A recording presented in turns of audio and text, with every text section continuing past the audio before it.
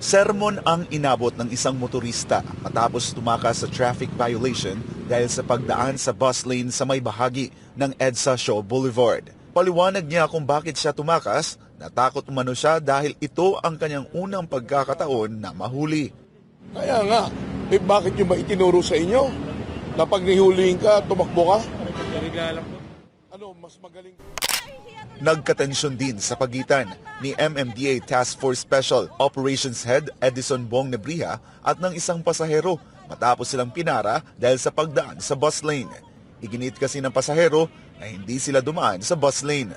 Anong mali? Tingnan mo, ilan yung operation? Sige ha. Sige. Anong confidence ako? Hindi siya dumaan ng bus line. Okay. So, anong gagawin ko sa inyo kapag mali kayo? Sabi ko nga sa inyo, antayin nyo. Anong kung mali kayo at nasira yung trabaho ko? Antayin nyo po kung gusto nyo. Pinara naman ng mga MMDA enforcer ang isang government vehicle na ito matapos dumaan sa bus lane. Imbes na huminto, tumakas ang driver.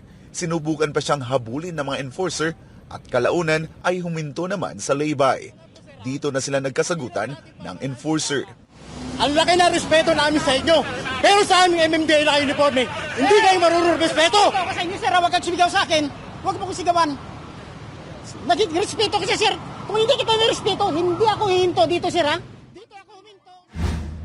Nitong mga nagdaang araw, mas pinaigting ng MMDA ang kanilang kampanya laban sa mga pasaway na motorista na dumadaan sa EDSA bus lane kahit bawal. Ilang araw yan bago ang pagpapatupad ng mas mataas at mas mabigat na parusa. Bukod sa mga ordinaryong motorista, ilan din sa mga nahuhuli ay mga otoridad o nasa gobyerno. Sabi ni Nebrija, ikinalungkot niya ang mga pangyayari. Nakakalungkot na they do not have respect for the enforcers. Nakakalungkot.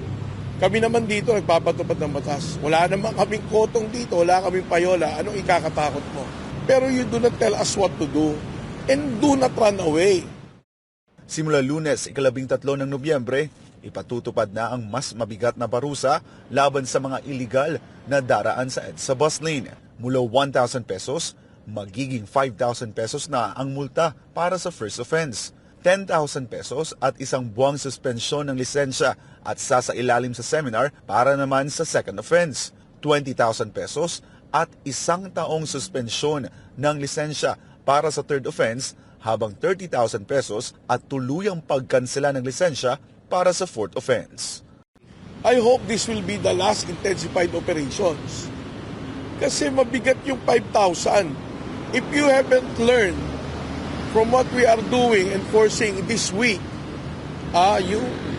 you might be penalized next week. And that will hurt.